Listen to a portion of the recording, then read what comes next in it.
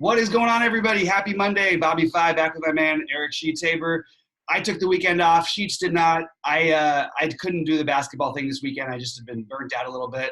I did have a sweat in golf. If Fleetwood would have won me some money, and also would have sent me over on that trip to the sports betting championship, which I'm probably going to play anyway. But would have been nice to get that, for free or semi-free. Oh yeah. Yeah, I mean, but jumping back into it, like I'm actually like it, you rejuvenate yourself when you don't play for me, at least for a day or two. And now I'm ready to get back into it. I'm excited about having a nice little 7-gamer, not huge. Don't feel like there's a huge amount of information, but we know we're going to end up hearing some later in the day. But for right now, I actually feel like we've got a pretty good feel on this slate. What are your thoughts, Sheets? How was your weekend? First of all, I've been on a little bit of a heater with my single entry performances on FanDuel specifically. I've been doing pretty well. I ran back the same Valanciunas Morant thing that we gave out a couple of days ago that smashed, and those two are on a freaking rampage. And got like 8th and 7th and stuff like that over the weekend a couple of times in the single entry. So those were I've actually been doing all right DFS wise. I'm kind of psyched. I don't know if I'm cursing myself by not having my suit on today, but I can't control when I have my meetings and stuff. So we're going casual today, but it doesn't mean we don't mean business. It just means that just not wearing a suit. That's all. All right, man. Well, let's get into it. We're gonna go game by game because I think that I probably have a similar thought that you do. Like a lot of the plays in the slate, I like a lot of the chalk. But I think there's like really obvious places to pivot where I don't really understand, at least where the early projections have these guys own. We'll see as we go through it. But so we're starting off with Houston, New York, which is one of those spots where I'm not really sure why one guy isn't projected a little bit higher than he is. So yeah, Houston, New York. What are your thoughts? Yeah, so I mean the usual issues with Houston games. So what are those? So the usual issues for Houston games are the minutes that are projected for the big players, because they're going to be a double-digit favorite, and you have to figure out whether you want to incorporate blowout risk in your assessment or not, and how to overlay that on top of ownership and things like that. So again, what I do is when I look at projections or whatever, I look at what type of minutes they're basing the projections off of and seeing if there's upside or downside from there. So like, for example, like right now, Harden looks like a really, really good play at 10-5. If, you think he's got 36 minutes in him or more. Secondarily, I think Westbrook is a secondary play, but as far as ownership goes, he's going to be so much lower owned than Harden that I think that kind of makes up for it. So I would actually make the two of them equal as far as my ability to play them in GPPs, and I would consider playing either of them.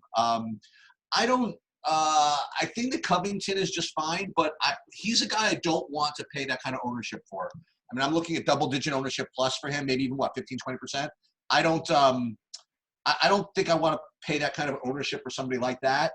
I mean, he's certainly fine, but I think there are better plays on the slate. I don't like anybody else from Houston. I think that, was it on FanDuel that he's going to be popular or draft? I don't know, but Eric Gordon might be getting some ownership here at 3,800. He's not really making it for me. On the Knicks side, there are two ways you could go if you're going to play guys in the Knicks: the short guys or the tall guys, right? So short guys, if you want, you can play Elf Payton, right? And he's been very, very active, and he did really, really well for Bobby like last week, at least once, maybe twice. I'm not even sure. And so I'll defer to him on that. He's not projecting all that great, but you get a Houston matchup where pace can be kind of quick, and he certainly could do some things. I just have this weird feeling that what you're supposed to do when you're playing against Houston, DFS-wise, is find guys that can make threes, and I just don't know if the Knicks are that type of profile. So I don't know if I'm going to be that interested in a lot of Knicks here. Like the natural guys, the big guys would be Randall and Robinson, and I don't know what to do against this Houston team. Like you would think that they don't play any centers, so you just pick a center and have them smash. But for me, it just hasn't been that easy. So I don't know what to do about either of these guys. I guess Randall will be the obvious play. He's going to get the most usage. He's going to, be relied on to score the most points, and he's going to be driving it to the rim.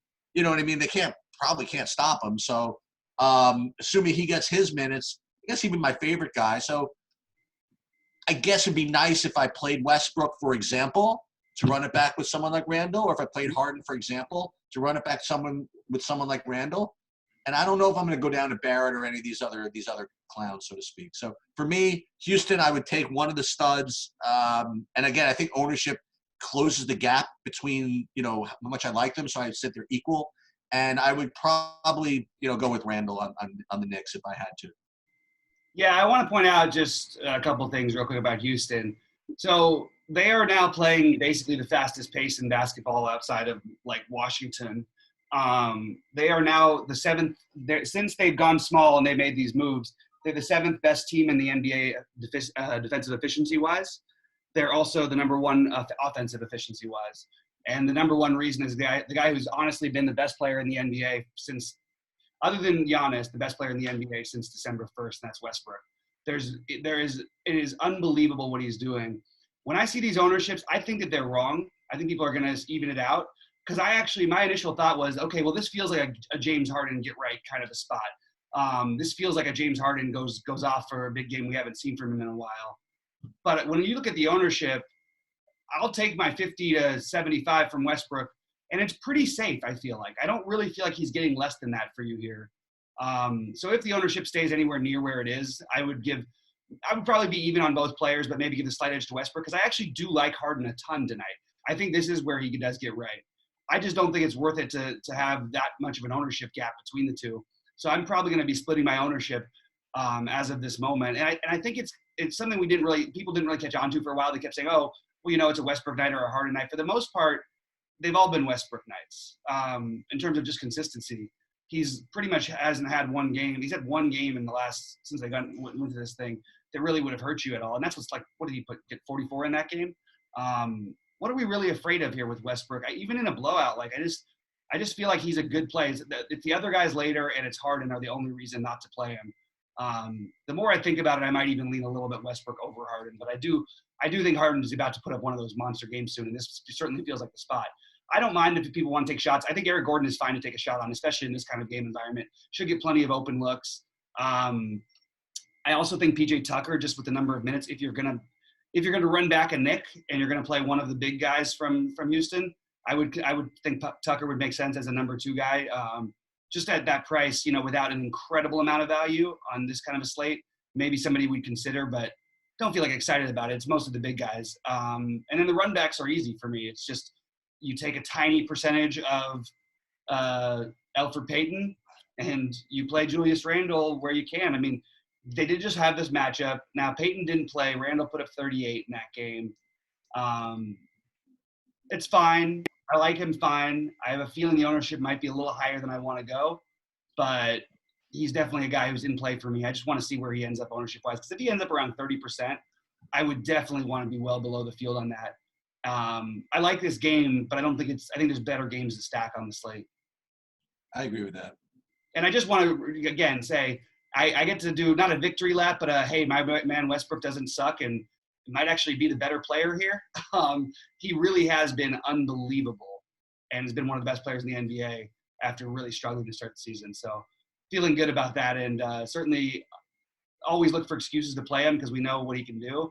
And he looks like the old Westbrook right these days. So I'll tell you, not to get too much about basketball, but this Houston team is going to be very dangerous. I called it. I have a bet on Houston to win the title. Oh, do you? They're going to be very dangerous with their new setup here. It's what it goes without saying that without Capella in there, kind of like the pick and roll thing's kind of I guess done. So what's ended up happening now is Westbrook is forced to do what he does best. Yep. You know what I mean? And that is just take the thing to the freaking rack. And if they collapse on him, he's just a tremendous passer. And you have all these guys spotted up for 3. You know what I mean? So he leads the NBA in points in the paint, Westbrook. What's that? He leads the NBA in points in the paint. Oh, does he? And over the last 2 months, it's not even close. And it's not lost on me that you remember that Westbrook is, whenever Harden is sitting, like Westbrook is in there against second units, and that's dangerous, man. You know what I mean? That's dangerous for another team to have to like sweat, you know what I mean, Westbrook in against whoever their second unit is. So I think it's gonna be tricky to beat them actually. I agree. Totally agree. All right. Okay, so Portland against Orlando. So this is what I think about this. So on the Portland side, I continue to think that now this is another battleground. I think McCollum, even at 9,300, he just has the ball too often and shoots it too often. It's just that too good for me to not love him. Okay. The only problem is Orlando is where fantasy points go to die. So you have that, that battle. But that's all kind of supposedly factored into projections and stuff like that. So if God forbid he becomes lower owned, which is he's not, I mean, people are going to play him. I would say I would really like him a lot. I still like him a decent amount, actually. It's just with Lillard out, he's just the man, and that's just the bottom line. And $9,300 CJ McCollum here is honestly just fine for me. So he's one of my favorite plays. I mean, ownership aside. Now, again, what am I looking at? 20% ownership? Maybe that makes it harder. But no. If it's not higher than that, then I think he's a terrific play. Yeah, I don't really like anybody else. I don't know if I don't think I like Whiteside. I don't want Anthony or Trent or any of this stuff. I really don't want anybody else in this team. As a matter of fact, considering the way it lines up on Orlando, I think that McCollum's only going to end up being kind of a one-off, just because Vooch is rated to be a really, really strong play. I got to watch this ownership because I find it difficult to believe he's really going to be 30-35%. I just don't see it. If in fact he's 30-35%, I'm just going to have to not play him. You know what I mean? Even though he looks to be kind of a good player, or I would say that if I did play him, I'd make sure to play him with much more off the board compliments in the lineup. I mean, he certainly projects well, but I don't know, man. I don't know about a 35% owned Vooch. What do you think about all this? I'm very I like Vooch a ton, and I just don't want to. Again, the ownership makes me want to sort of just be with the field because I really do like him. The price is just too low, but I could see that at the ownership he's at, it does seem a little bit extreme. But because I also really like McCollum, I think you want to be overweight on McCollum for the most part when unless he gets into the 30s and 40, like that's where I can start going, okay, fading feels okay. I can play Westbrook instead. But it does feel like the usage is just high enough where I don't really know like how his floor is much lower than 40, like unless the game is at all competitive. I like McCollum. I wish I liked him less. I wish I didn't like the chalk in this game, but I kind of do. One interesting off the board play a little bit is going to be Gary Trent for me. I just think that they need more offense, and it's not working with Carmelo. People are going to keep playing Carmelo. I'll be below. I mean, I might throw him into a lineup or one, or I don't even know if I will. He's not a guy for me that I'm going to focus on. But I do like Gary Trent in the minutes, and that he has a scorer's mentality. So if McCollum is not getting there, maybe don't play them together, but maybe you play them separate. I'm not going to play Ariza at 4,700. I just don't really want to. I mean, he might look, if I didn't need 4,700 exactly, maybe I could end up on him, but there's probably better plays out there. And Orlando's playing faster, by the way. Since the All-Star break, they played way faster. It's sort of as, honestly, other than one game, kind of hurt Vooch and really helped Aaron Gordon. So it does make you feel like maybe you can have that argument to fade Vooch. Also, hope maybe there's a blowout or they have a lot of mouths to feed. One guy I'm sort of high on today, and I think people are going to get on this, but why is Markelle Fultz, 5,300? Like it's so funny. We're gonna kill it one of these days because I mean you actually talked about this in one of our live things. Like between the two of us, I'm definitely the best DFS player in the world is in there somewhere. You know what I mean? I don't know exactly what combination or whatever, but it's so funny. As you're sitting here, I'm like, I was really just about to. I'm like, by the way, why the hell is Markelle Fultz so popular? And you're coming and telling me, why is he so cheap? So between the two of us, we're gonna figure this shit out. So I'll let you continue. So one thing that I will say is that Markelle Fultz is certainly fitting that profile that you just described, that Orlando is playing much faster. And I think that he's partly responsible for that. I mean, he can really bring it, So maybe it's just a new kind of look for them with Markelle Fultz being that much more active. Yeah. I think that's a part of it. And even guys like Terrence Ross will hit on some projection systems. I'm not going to go there myself, but he's been really, really good lately, like really, really good. But I'm not going to keep counting on that on this kind of a slate. Same with Fournier. Again, Ross sort of takes away a little bit from that. So it's really Vooch and Fultz for me over here. I could make an argument for Ennis, but I don't think I'm going to end up going there realistically. Okay. All right. Let's go on to Utah Cleveland. So there are some plays in this game. I mean, it's the lowest total on the slate, and it seems to be kind of a whatever game, but there are definitely some plays in here. So give me 3 minutes, okay? Because I want to talk about something. So I talk about several times the importance of being a good information aggregator and being good at kind of picking up other people's takes and watching a lot of people's content and knowing how to kind of filter that in. Just to give you an idea, like back before I launched my hedge fund and I was kind of learning how to manage money, what I would do is I would listen to like a lot of different people, and I still do. And back in the day, what I would have a kind of an intern do is reach out and just get all the different takes from all over the place. So he knew exactly what I was looking for. And I would get kind of a report every day saying what the various takes are from across the industry, right? And like, for example, if I were doing this like right now I was putting like a lot of money into this, like $100,000 a day, that's exactly what I would do. I would be paying a guy $100 a day to just literally watch all the content, okay? And just give me a summary of what everybody's liking, and I'll start to learn who does this, who does that, who does whatever.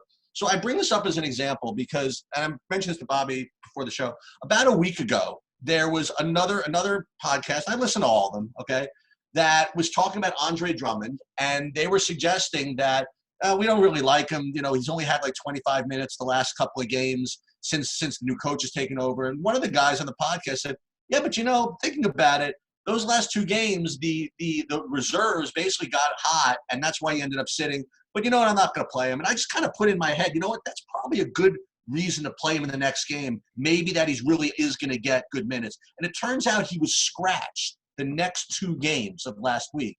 And so over the weekend on a Saturday, when literally nobody's paying attention because it's a weekend, he finally made his return. Everybody projected him for 24 minutes just because they were lazy and didn't think.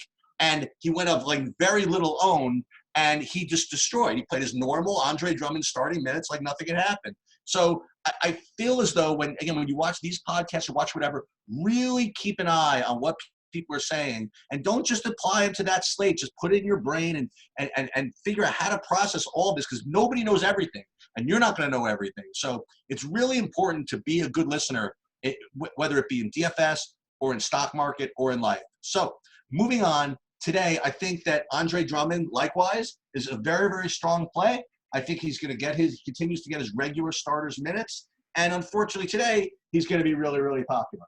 Are you sure about that? No, definitely not sure. Because they're playing Gobert. People tend to get off centers a little bit in this spot. Just throw it out there. So I do like Andre Drummond. And then I also think that one underappreciated bit of news today is going to be the fact that Darius Garland is out. And I think that's got a pretty big deal, man. I think that Sexton's usage goes up. I think that Kevin Porter Jr. can continue to do really, really well. I think both these guys are in play. And I'll tell you what else. Well, again, from that Andre Drummond game, remember Kevin Love kind of busted the day before at 6,200 on FanDuel. He came right back the next day. Nobody cared about him, and he killed it again. Okay, he killed it. Yeah. So I think he's in play also. I think this game could be a really kind of a really sneaky low-owned stack if you wanted to, because I think they're a good place in this. I mentioned Drummond. I think all of those kind of active guards like Sexton and Porter, I think they're both in play. And likewise on the other side in Utah, these guys project pretty decently. Like, you know, I'm not playing Gobert just because I'm just not, but he's projecting fine if you want to try him. You want to go back to Conley again, he's projecting just fine. I probably wouldn't ever play him as a one-off, but as part of a Cleveland stack, I would take a shot. Donovan Mitchell, again, his minutes have been a little whatever, but he certainly everybody always has a ceiling against Cleveland. That's certainly possible. And so I think that this could be a really, really low-owned little mini stack here to get, to put a number up at 7 p.m. Did you not mention the guy who I was so convinced you were going to mention? Clarkson? Yeah. I just didn't get to him. Wow, man. He's I thought you were gonna go for sure on the old narrative thing there. I didn't even know he played in Cleveland. That's where he came from. Oh, dude, this is like I said. Between the two of us, we have all the information. I didn't know that. That's where he just was. Oh, that's right. He went from the Lakers to Cleveland, right? Yeah, and then it's sort of a joke thing out of the revenge thing, but it's no. I want to know that. It's worth at least noting with a guy like Clarkson. You know what I mean? Like if there's one guy who. Let me tell you this: I'll play Clarkson a hell of a lot sooner than I'll play freaking Bojan Bogdanovic. Yeah, I'm with you on that one. We're on the same page with this game, like especially the Cleveland side of it. I am just baffled at the projections about certain things that I'm not going to give away exactly what sites I'm looking at, but there's certain things that value like what your chances are of really crushing. And Kevin Love has like the lowest of any player who's planning on starting tonight, of any player in all of basketball. He's 7K. I'm totally confused. I completely don't get this. I would not be surprised at all if Kevin Love, who, by the way, without shooting the ball lately, put up 48 in the last game. He took 9 shots. He put up 48 fantasy points. He took 13 shots the other day, put up 45. 9-35. He had the one bad game against New Orleans, blowout, whatever. Why are we not – like, I don't understand this. To me, Garland being out, you know who that helps the most? Kevin Love. Wow. I really believe that. Garland's thing is because him and Sexton are both kind of ball stoppers. Obviously, Sexton too. And Porter. I mean, that makes sense. But Love is the sneaky one that's going to end up getting more shots out tonight because Garland will chuck. He's a ball stopping chucker sometimes. And I think this is a spot where you want to get you could play a couple of these guys, run it back with 1 or 2 on the other side. I like you. I'm very fond of Drummond tonight. I think he plays the minutes. I think against Gobert, they're going to have him play the minutes. If he gets in foul trouble or anything weird, I'm not going to get to Larry Nance, but it definitely is on my mind. They had a closing lineup the other day, and Sexton was not in it, by the way. It was Porter, Garland, Drummond, Love, and Nance. So the other guy, I mean, I'm just looking at everybody here is in play to me. Even a guy like, I'm not going to get crazy with this, but like C.D. Osman, if we don't get any other value to open up, we don't know exactly what the roles are going to be. We'll probably get a starting lineup. That might help a little bit. But I do think without Garland, it's gonna add some stuff. And I think while people are gonna want to play Dellavedova, it's just not or maybe some will. Maybe they won't really want to play him. He will get some minutes, but I don't think that's gonna be the way they play overall. I think you're gonna see a lot more usage from Porter, a lot more usage from Love, a lot more usage from Sexton. So I like all those guys. Drummond would be my favorite just in terms of who I own the most, but the highest ownership versus the field for me by far is going to be Kevin Love. Well, again, and we forgot to mention, by the way. I mean, I forgot to mention. I guess I'm in charge of doing this. Is I mean, one of the reasons why Nance is looking decent and Drummond is even a better player than he otherwise would be is Tristan Thompson is out. So yeah, of course. I'm sorry. I thought that was yes. If I didn't say that, I thought that was assumed. Sorry about that. Right. So Tristan Thompson and Darius Garland, and yet all of them you're going to get the lowest ownership on. Meanwhile, the Jazz, like we talked about, and I didn't stick with it on Friday. And that really pisses me off because when we called out the Bradley Beal thing, we talked about it. The ownership was crazy. I mentioned on every show I was on about how Utah gives up the highest ceiling games of any team in the NBA. It just feels really bad, like that I missed out on that one. I did have him, and I almost, by the way, I forgot to tell you this. I had Chris Boucher, and I nearly won the $10 tournament or $20 tournament with him even. I had a monster lineup because I had Montrezl Harrell and I had the. I forgot to talk to you about that. That was a tremendous call, by the way. Harrell and Beal were like combined. Yeah. Literally nobody else had the two of them, so it worked out pretty good. Anyway, but tonight, yeah, and then on the Utah side, it's Conley, Gobert, and then a little bit of Clarkson for me. Yeah. That's pretty much where I'm at. Oh, and Mitchell's fine. I'm fine with Mitchell. I don't feel like I need to play him for some reason, but he's fine. I'm more on the Conley because of price, Gobert because I actually think Gobert is a guy who I really like tonight. Gobert would be the first one I'd run it back with, followed by Conley, then Clarkson. Yeah. I think it's could be an interesting game. Now, again, look, I'm not going to lie to you, they're better games, but as far as ownership goes, I mean, this could be, you could put up a number in this game. Let's say that. Yeah, agreed. All right. What's next? So Milwaukee at Miami. All right. So on the Milwaukee side, Giannis, I like a lot. And if you can get him in, that's just wonderful. And I think you should always play him because he's awesome. And as sick as it is, again, he just like I played cash. I probably would play him every game, every day. You know, like what are they projecting him for today? All right, 33 minutes. All right, that's getting there. You know what I mean? It's not like they're projecting him for 30 anymore. So they're projected for 33. So the upside is a little less than it has been. But yet still, I still think he's an elite play. And I would certainly play him in some lineups. That's the best I can say. I'm not going to get to these other guys on Milwaukee, and unfortunately, that seems to be what it is for me with Milwaukee nowadays. Miami, again, I'm kind of in the same boat as I always am. I like Butler the most. I think that Bam is secondary today, and nobody else. So. Again, this seems like almost too pedestrian and too obvious, but I guess if I was going to play Giannis, it would be nice to play Butler. And I was playing Butler, maybe it'd be nice to play Giannis, but I guess you don't have to. I don't think I would play Butler by himself for some reason. I think I would play Butler and Giannis together, although I could play Giannis by himself. I don't know why that is, but I think those two are the plays in this game, and I'll certainly get some of them. Yeah, I'm a little skeptical about Giannis on the back-to-back. And like whether he plays, what? Whether he plays, or whether he's any good. I think he'll play. I just think that I don't know. I mean, you're still asking for a lot from the guy, and not that he won't, but he could have a good game and put up 55 or 65. But I guess that I'm sort of hoping if I'm doing that. But I actually kind of like Chris Middleton. Got a little break, been out a couple games, and now gets to come back, and he's $7K and 7,400. I actually think he's kind of an interesting tournament play. But I'm fine with Giannis. Like, I just, there's a lot of good plays and a lot of good guys to spend up for. The one thing that's different about him versus the other guys is, well, I mean, obviously he's more consistent than they are, but he's also more expensive, and he is coming off of a back-to-back where he played 34 minutes. That is a good point. I didn't realize he played 35 minutes yesterday. Yeah, I think there's more of a downside for his minutes than there is an upside. Now, it's always possible. But I think you'll actually see him shortened in his rotations a little bit. Might be a little frustrating to roster, but still I like him. I'd want to have 20% of them or 15% of them tonight. I just don't know that I'd want to be much higher than that. Is there any chance he sits? Yeah, I wouldn't be shocked, but they still have a chance of winning 70 games. They haven't wrapped up they could sit anybody anytime they want. They're up by so much, it's ridiculous. It's not like they need to win any game, which is another reason. But I also, I'm buying into Giannis is not a normal guy. He plays with the Westbrook type of intensity. He's one of those guys out there trying to just run over everybody every time he plays. So I don't worry about him as much on back-to-backs as I would other guys.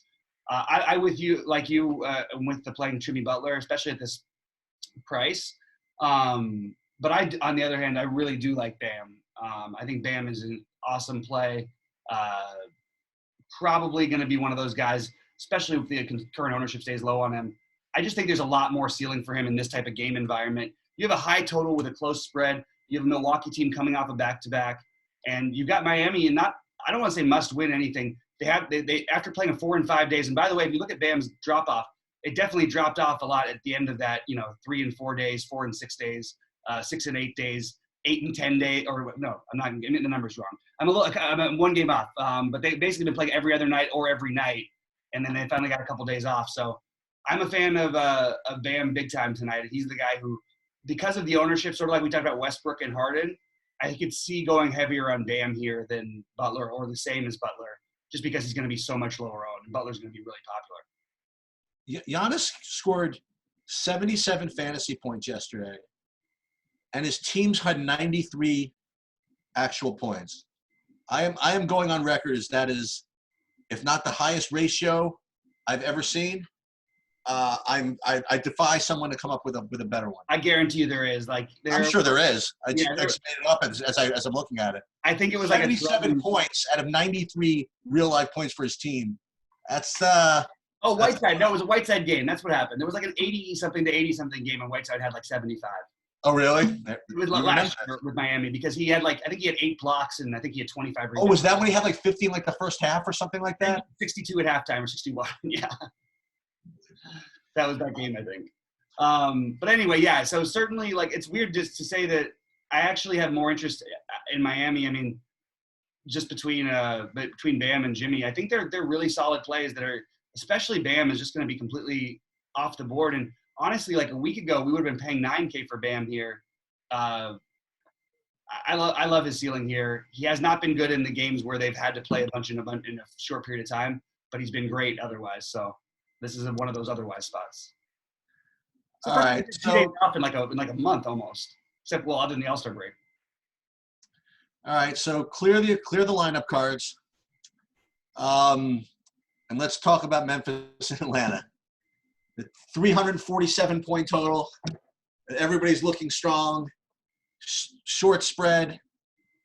It's just a question of how much ownership you're going to want to tolerate, I guess. So let's just start. On the Memphis side, Jonas is a freaking animal, just playing his freaking ass off.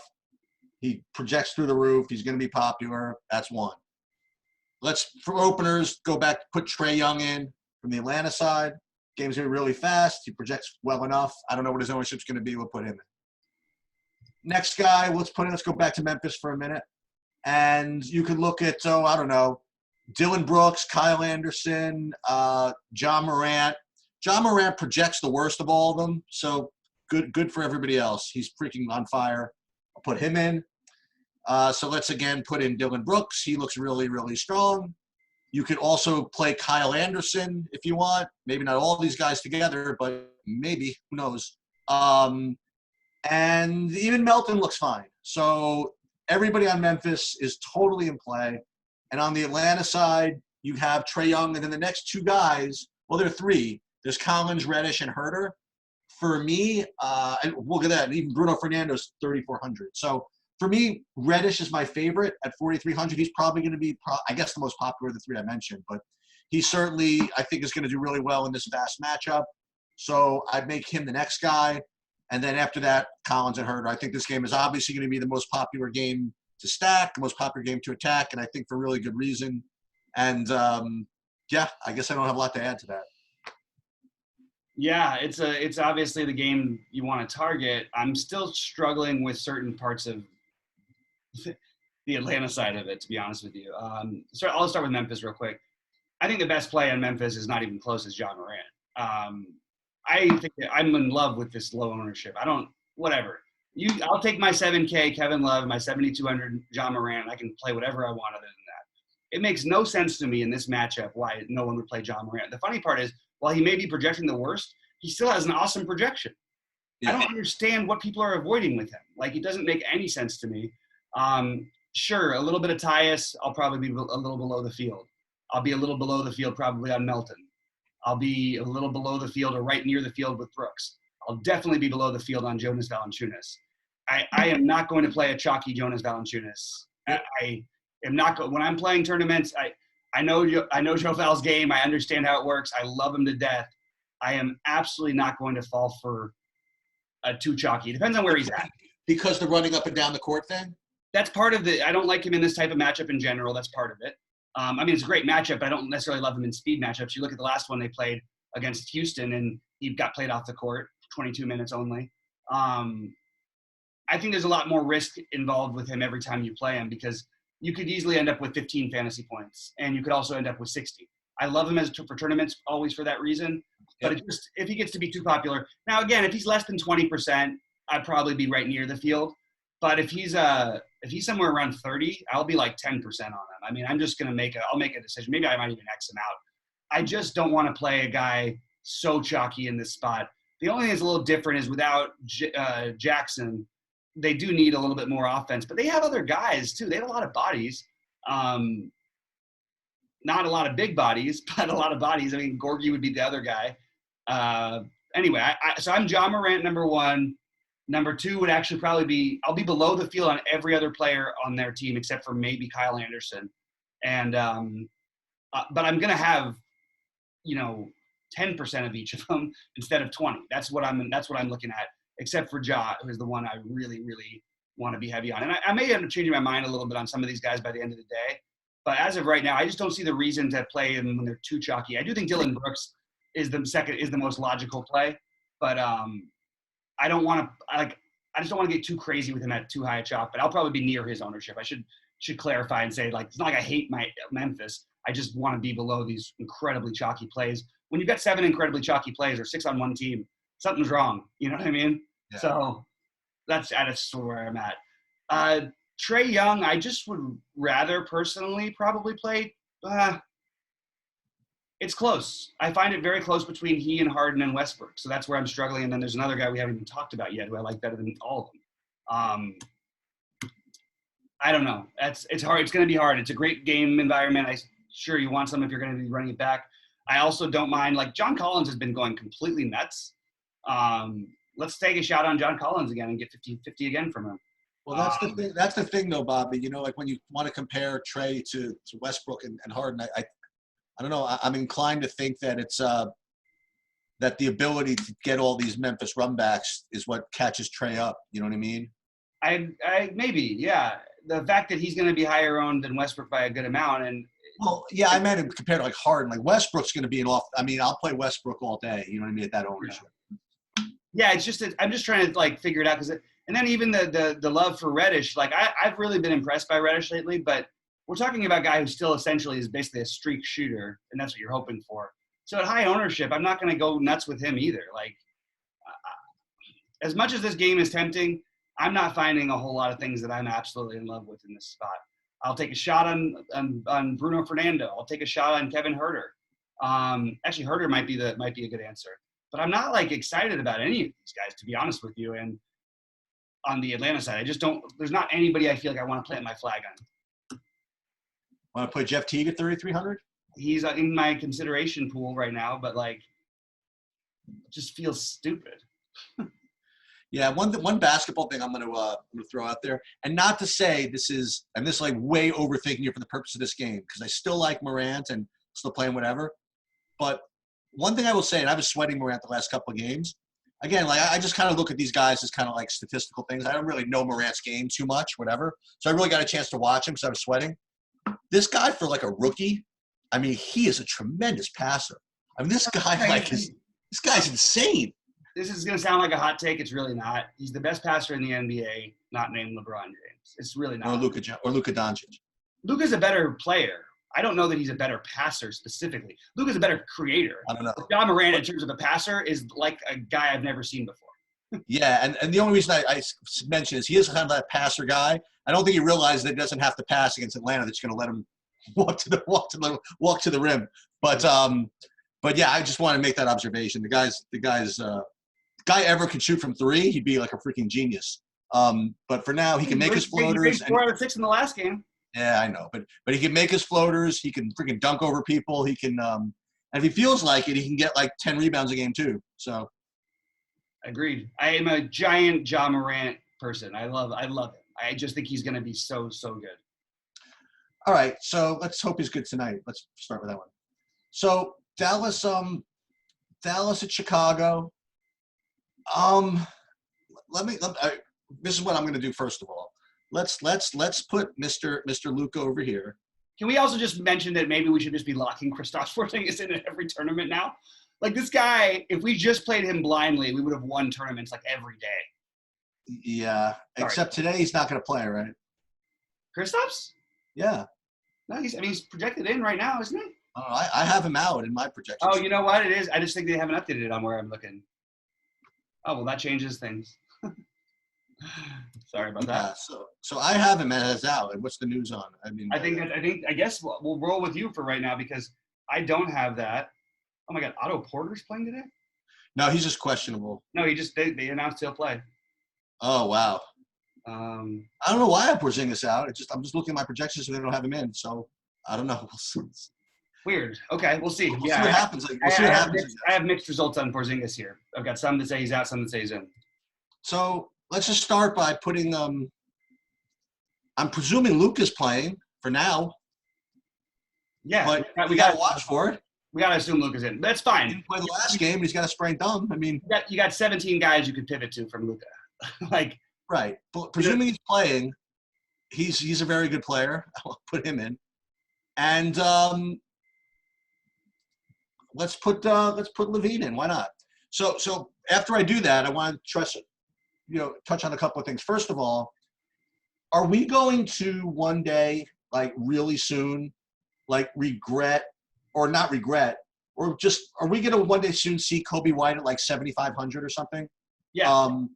And we were going to be like, oh my God, we didn't feel like quote unquote chasing him at 5,800, yet he just got 40 every single game until he got moved up to 8,000 or something like that. It was really funny. What a freaking troll job by the freaking coach. Like they had all this nonsense about all these people were clamoring. Listen, you got to start Kobe White over Arcidiacono. No reason Arcidiacono should start over Kobe White. You're an idiot. You know what he did? He sat Arcidiacono and started Shaq Harrison instead. I know. Really? Well, he wants to stagger Levine and White. It makes sense. I understand, but I mean. Yeah.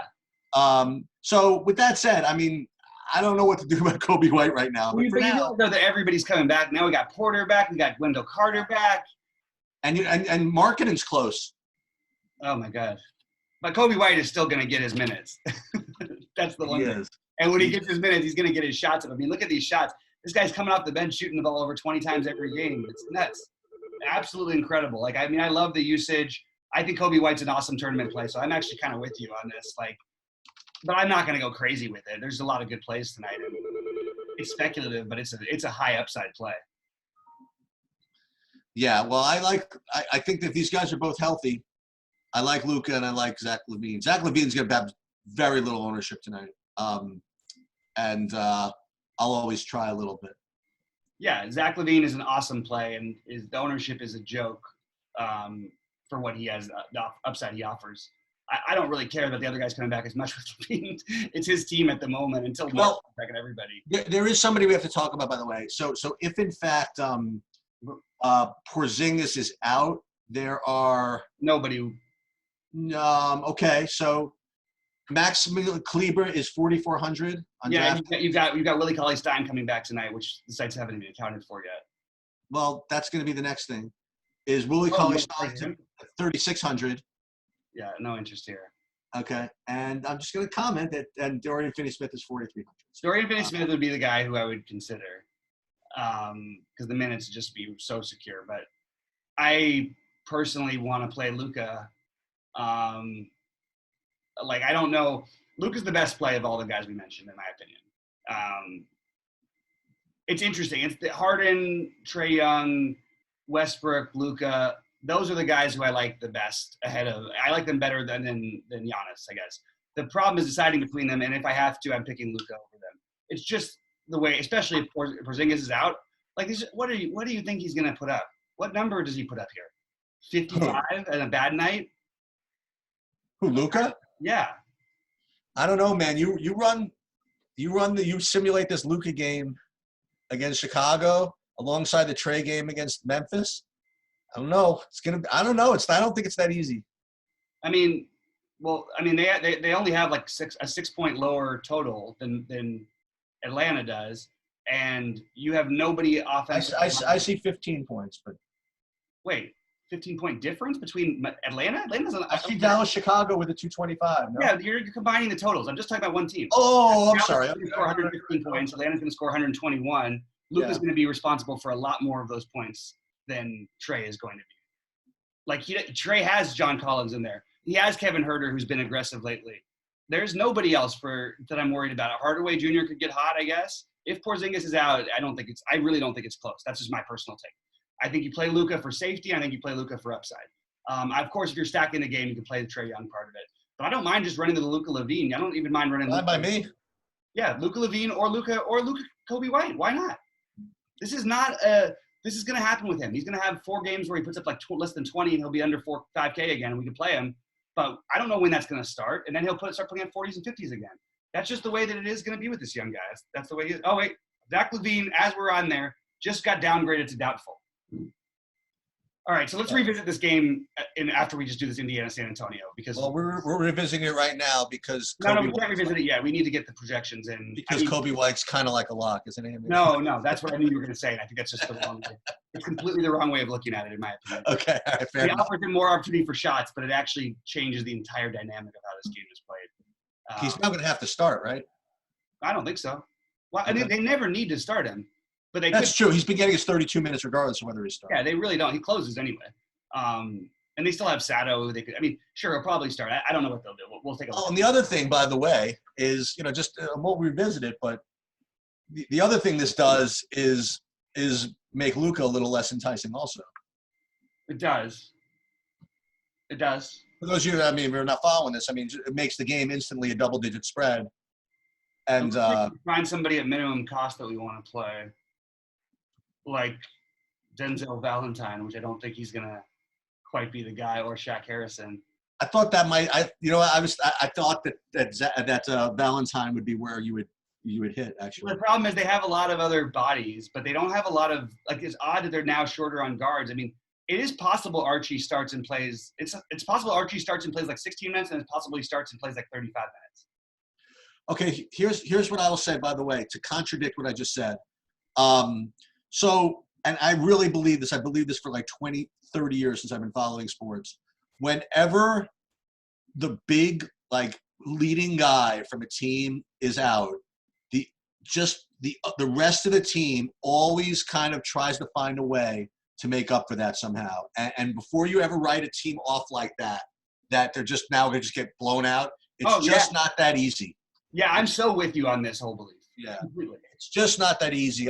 When you lose like kind of a weird secondary piece, I think that affects you more because you don't expect it to, when you have like Zach LaVine, all his shots, whatever, everybody's going to rally together and say, okay, we got to make up for this. We're playing freaking Luka. We're at home. We got to just do our freaking best to make this work. And you never know. You might get like some 60-point fantasy point game from Saturansky or something like that. It's just something that they all just kind of like rally together. And I don't think that you should incorporate in a blowout risk because of this is going to make, now I'm thinking about this, make Luka less owned as a result. Maybe you're right. Maybe the Luka play is the real strong play because, again, the ownership might go down because of the blowout risk. Maybe, yeah. I don't even know about the blowout risk, though, being the issue. I don't think the spread will change all that much. Oh, it will. It'll change by a point or two. If it's 5 right now, I will. Okay, I don't know anything. I'll say it's up to 9. What do you think? Wait, say it. What do you think it's going to be? I'll say it'll be up to. If it's really 5 right now, I'd say it's up to 9. 9? Okay, it's possible. I don't think so, but we'll see. Hey, you work for you're Mr. RotoQL. I'm just some idiot sports guy. I don't know anything. All right, so let's so we're not even going to address anything more from this game until later. Yeah, we'll just come right back to it after the next game. Okay, so Indiana, San Antonio. Again, it's a dangerous thing to just kind of ignore the last game, especially when it looks like kind of ugly on paper. But unfortunately, you're gonna have to deal with this because, oh man, the San Antonio thing is so annoying, just so annoying. They really gave Rudy Gay 34 minutes or something the other day. Finally, after all that, unbelievable. So LaMarcus Aldridge remains out. The good thing is I have to worry about Pirtle chalk for a while. I shouldn't say that. I feel bad. I mean, he's got a sprained MCL. He's going to be out for a while. I feel bad for him. But from a DFS perspective, you don't have to worry about him for a while. So now you got to worry about whether you have to play Drew Eubanks at 3K for openers, or if you have to go right back and play Lyles and Gay, who are going to pop as the best value. DeRozan still looks to be a really, really good play. I imagine he's still going to be very, very popular. But again, with this LaVine news, maybe things change around, everything else kind of changes, right? So who knows? DeRozan, I still think is a very, very strong play with Aldridge out. So for me, it'd be DeRozan is my favorite. And then, I mean, either Gay or Lyles. I don't think the Gay minutes are repeatable. I would think Lyles is a better chance of matching his performance than Gay does. So I would probably go with Lyles over Gay. And I just don't know if I could do Drew Eubanks. I don't know. But I do think that if I have exactly 3K left and I'm in love with the rest of my lineup, I might just flick it in unless I'm forced to go with some Chicago 3K that I haven't even looked at yet. So on the Indiana side, Sabonis always looks fine. I like him. Brogdon looks just okay. Warren and Turner, just okay, I suppose. Is it time for Oladipo night when no one's expecting it? No one's been expecting it for a while and he hasn't done anything for us. I don't know. He played well. Maybe He did great for me the other day. He put up like an 8X or whatever. Okay. Because he put up 32 and I was on FanDuel. Right. Imanlek, I'm not going to tell you it's the best play on the board. I do think it's a terrific long shot tournament play, so there's no question I'll have some Oladipo. Like, Oh, Depot? Okay. I was just I bringing could up. never. I'm not going to not play him until I don't care. I'm going to play 10% of a minimum until he's like 7K. He's going to get back to it. We saw what happened with Jokic the first month he was of the season. This is him just still playing himself into shape. I don't know why he has to. I'm a little disappointed in him, but he's getting better. I think he's on the way up. Anyway, I hate this Spurs situation more than anything. Yep. I honestly don't know what to tell you other than to get pieces and try to be, I guess, with the field on most of these guys. I don't have a strong take other than you play the chalky DeRozan and you play some of the chalky Rudy Gay. I don't love any of the other guys, nor do I hate them. I think DeJounte Murray would be my next preference. Like he's actually pretty interesting, he's kind of interesting. I like DeRozan. I mean, I like Murray. Okay, I really am having a hard time with it. Yep. I don't feel great about anyone. I think the safest thing is just play DeRozan. Yeah, it's going to be hard to fade DeRozan. I actually think the projected ownership on him is lower than I thought it would be, especially considering that all the other 7K players are unknown too, and he's got shooting for small forward eligibility. Yeah, man, I want to have a better take on this game. I think you play DeRozan in with or above the field maybe a little bit. You take a shot on Sabonis or Oladipo if you want to, but not really that high on either of them. Yeah, man, just a bunch of things that are just fine, but nothing exciting. I do want to point out that Miles Turner, we probably should talk about. Like, he's finally started having like normal human games again. Okay. He's 5,200. He's put up 30 or more in his last 3 games. One of those games putting up 42. It's a good matchup. That's all I got. I don't feel like I love anything. I don't know. It's a tough one, man. It's a tough one. Yeah, the more I'm thinking, I haven't looked at the anything updated yet for Chicago. But the more, I mean, instinctively, and again, maybe we'll do a live thing to kind of update everybody a little bit later on this. But I mean, instinctively, right now, I like the take I just kind of talked through before that maybe Satoransky would be just finally a time for him to just freaking take over. I mean, yeah, one thing it is important to notice, like, I mean, Dallas gives up, the 4th most points in the NBA. They play pretty fast. This will be a slower game than it usually is for them, but still a boost for the Bulls. Yeah. I do think you're right that Kobe White's going to be – everybody and their mother is going to all of a sudden play Kobe White, who was going to be unowned. Even if he doesn't start, they'll still play him. I wonder if Porter plays. Yeah, I play 16 to 22 minutes. That's what they said. No, I wonder if Otto Porter's going to play is what I'm saying. They just said he'll play 16 to 22 minutes. Oh, okay. And I wonder how many minutes Wendell Carter plays. Probably 22 to 24. Denzel Valentine at exactly 3K, huh? Yeah. I actually think that he becomes in play. We've seen him do it before on these kind of things, you know? It's been a while. You know, we left that Indiana game a little too quick. Do you like either Brogdon or Sabonis from Indiana? No. I'm fine with taking a shot on Sabonis. Okay. And I've literally 3 guys put in it somewhere around 10%, and that's Sabonis, Oladipo, and Turner. Yeah. And I don't really like any of them, to be honest with you. That's it's so funny. It's a little annoying that that Levine thing. Actually, it's not really annoying. I mean, it doesn't really affect my slate all that much.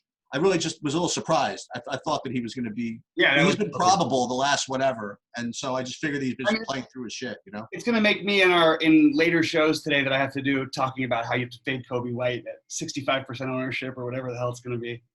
Nothing wrong with that. Remember, dude, it goes both ways, man. You get you get the hot shooters and GPPs. You want them at low ownership. You don't want them at high ownership. Exactly. And Valanciunas is that version of the center position. Yeah, I don't know. You're gonna have to talk me into the Valanciunas fade a little. I might have to log into the RotoQL thing and maybe do a live thing just to attempt to get talked into it. And you know what? The good thing is, it's because I realize what I'm doing. I'm being very results oriented and naturally biased because he's done so well for me in the last couple of games. But remember, the reason why I played them is because he was going to be really a low-owned pivot off of other chalky centers. And if today he's going to be the chalky center that you want to be the low-owned pivotor, you know what I mean, then you don't want him. Yeah. Yeah, I'm with you where I'm at. All right, guys, before we get out of here, I'm going to real quick go through some of my percentages. Again, still early in the day and trying to figure out this Bulls situation. So some of the things are a little weird. Right now in a tier like I still have Luka and DeMar DeRozan as the best, but I would call them the safest plays. My next tier is McCollum, Drummond, Westbrook, Kobe White, Vucevic, Harden, Bam, John Morant. So you can hear a lot of chalk there, but also with some huge pivots there as well. Those are my high tier, and then just beneath them, Gobert, Julius Randle, Kevin Love, Jimmy Butler, Rudy Gay, Denzel Valentine, Mike Conley, Dylan Brooks. I would like to say that, again, one of the sites that I look at just updated their Chicago stuff.